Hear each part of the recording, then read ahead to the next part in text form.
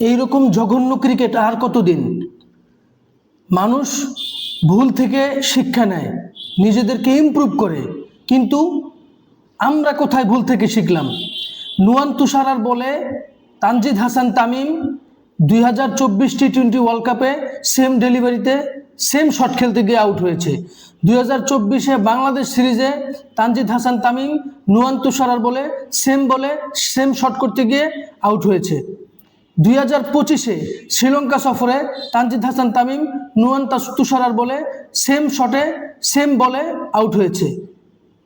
ঠিক সেম বলে, যেটা আমি ম্যাচের শুরু থেকে ধারণা করেছিলাম যে এইরকম স্ট্যাম্প লেন্থের একটা বল তানজিদ হাসান তামিম শট করবে, অফিসটা মুড়ে যাবে, যেভাবে চিন্তা করেছি ঠিক সেই রকম বলে তানজিদ হাসান তামিম তার উইকেট দিয়ে চলে এসেছেন। 6 বলে 0 রান করে নুয়ান তুষারাকে তার উইকেটটা উপহার দিয়ে চলে এসেছেন। বারবার বারবার বারবার নুয়ান তুষারার কাছে এই যে ধরাশায়ী হওয়া, এইখান থেকে যে নিজে শিক্ষা নেওয়া, সেই শিক্ষাটা কোথায় নিল তানজিদ হাসান তামিম? এত প্রস্তুতি, নিজেকে ইমপ্রুভ কোথায় করলো?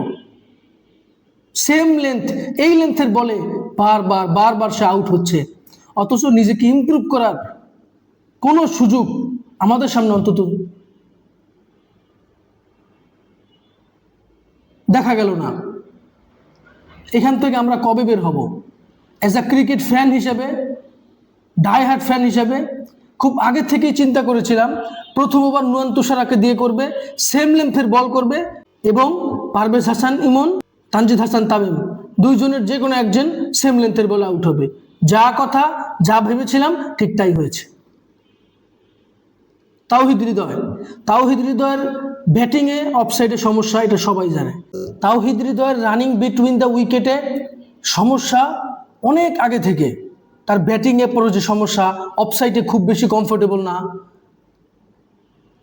কিন্তু তার এই যে রানিং বিটুইন দ্য উইকেটে যে সমস্যা, সে নিজের উইকেট বিলিয়ে দিয়ে আসে, তার কারণে আরেকজন ব্যাটসম্যান আউট হয়ে যায়।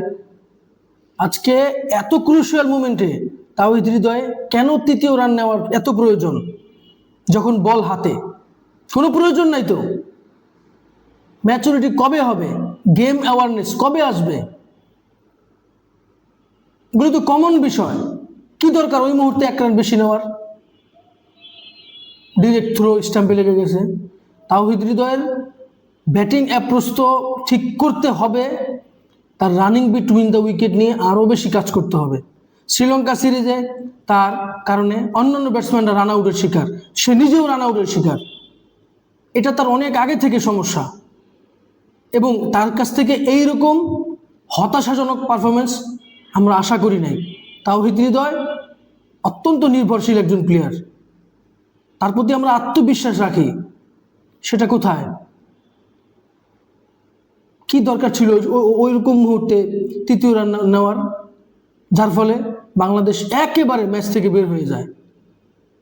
যদিও জাকির আলী এবং শামীম পাটোয়ারি, সেলিউট এই দুজনকে, অন্তত বাংলাদেশকে 20 ওভার পরবর্তীতে ফিল্ডিং করার সুযোগটা অন্তত তারা করে দিয়েছে, সম্মানজনক একটা স্কোর তারা করে দিয়েছে। এটা না করলে 140 না হয়ে বাংলাদেশ অন্তত ফিল্ডিংয়ে হয়তো 5-6 ওভারের বেশি আর করতে পারতো না।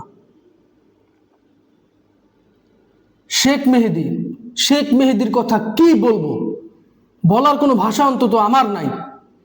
2022 এশিয়া কাপে সাকিব আল হাসানের নেতৃত্বে এই শ্রীলঙ্কার সাথে দুবাইতে শেখ মেহেদী স্পিন বল করতে এসে সে নো বল দেয় ক্রুশিয়াল মোমেন্টে। ওই ম্যাচটা হেরেছিল বাংলাদেশ এবং তারা এশিয়া কাপ থেকে বাদ হয়েছিল শুধুমাত্র শেখ মেহেদীর সে গুরুত্বপূর্ণ মোমেন্টে নো বল দেওয়ার কারণে। একজন স্পিন বল করে তার বল নো হয় কিভাবে? আজকে ক্রুশিয়াল মোমেন্টে রান কম, 140 রান, মিশারা ব্যাটই চালাইতে পারতেছে না, এমন মুহূর্তে একটা ক্যাচ মিস, যার পরে 2-4-1 ছক্কা। দলের সবার আত্মবিশ্বাস একদম ডাউন হয়ে গিয়েছে। শেখ মেহেদীর ক্যাচ মিস করার আগ পর্যন্ত বাংলাদেশ টিম সম্পূর্ণরূপে ম্যাচে ছিল, বলাররা ভালো লাইন বোলিং করেছিল। শরীফুল ইসলাম যখন ক্যাচ মিস হলো, ক্যাপ্টেন লিটন দাস, শরীফুল ইসলাম, দলের সবাই কেমন যেন তাদের সে আত্মবিশ্বাসটা চলে গেল। এই বারবার বারবার বড় স্টেজে এই যে খামখেয়ালি করা, এইখান থেকে কবে বের হয়ে আসবে? প্রবাসী ভাইরা নিজেদের কাজ বাদ দিয়ে বিদেশের মাটিতে নিজেদের দেশ প্লেয়ারদেরকে উৎসাহ দেওয়ার জন্য বাংলাদেশ বাংলাদেশ বাংলাদেশ বলে এই যে চিৎকার করতেছে, এটার বিনিময় কোথায়? ক্যাশমিস 2022 সালে বাংলাদেশকে এইভাবে হারিয়েছে। এখন 2025-এ বাংলাদেশের এত স্বপ্ন, সব স্বপ্নকে একদম ধূলিসাৎ করে দিয়েছে শেখ মেহেদী। অবশ্যই তাকে তার ফিল্ডিং নিয়ে আরো বেশি কাজ করতে হবে এবং তার ক্যাচিং পজিশন, ক্যাচিং এবিলিটি এটাকে বাড়াইতে হবে। অত্যন্ত দুঃখজনক, বাংলাদেশ আজকের এই ম্যাচটা হেরেছে। শুধুমাত্র হেরেছে তো আগেই, কিন্তু ম্যাচ থেকে এত তাড়াতাড়ি বের হওয়ার সবচেয়ে বড় কারণ পুরো দলকে একেবারে মন থেকে ডাউন করে দিয়েছে শেখ মেহেদী, ক্যাচ মিস করে। অত্যন্ত দুঃখজনক। এখন বাংলাদেশের হাতে আর কিচ্ছু করার নাই। এখন অত্যন্ত সুন্দরভাবে আফগানিস্তানের সাথে, আফগানিস্তান তো হারবেই বাংলাদেশ। এখন বাংলাদেশি ফ্যান্স, বাংলাদেশি ক্রিকেটার এবং প্রবাসী ভাইয়েরা আমরা সবাই আশাহত এবং বাংলাদেশ দল সুন্দরভাবে চমৎকারভাবে এশিয়া কাপ শেষ করে গ্রুপ স্টেজ থেকেই চলে আসবে। এখন হার্ষা বুগলে, রবিচন্দ্রন আশ্বিন, রাসেল, আকাশ চোপড়া সহ অন্যান্য যারা বাংলাদেশকে নিয়ে কটাক্ষ করেছে তাদের কথা সম্পূর্ণরূপে মিলে গেছে।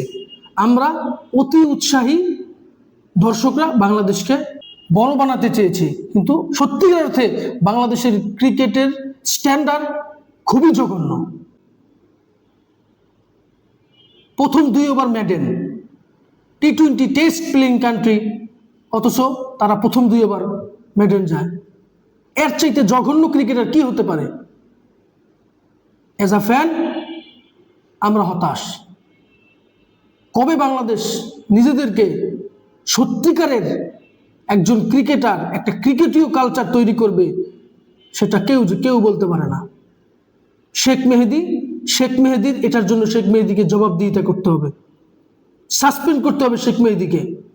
এইরকম ক্রুশিয়াল মোমেন্টে মিশার আর ক্যাচটা ধরে ফেললে তখন শ্রীলঙ্কা আরো বেশি প্রেসারে পড়ে যেত।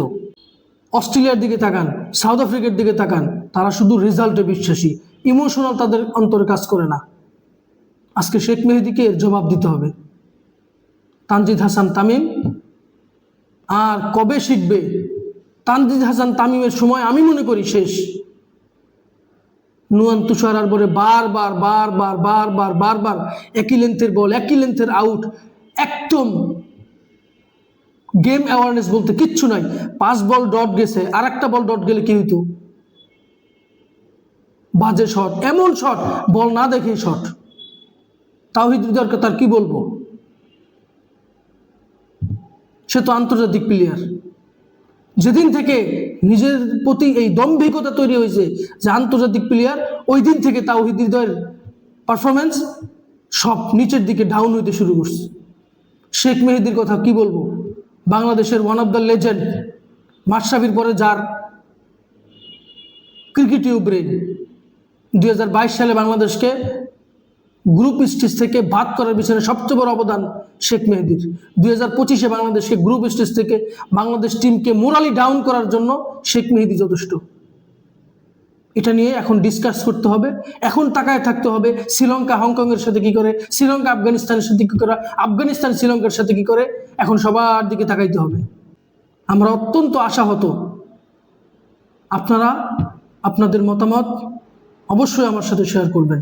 ভিডিওটি ভালো লাগলে লাইক, কমেন্ট, শেয়ার, সাবস্ক্রাইব করবেন।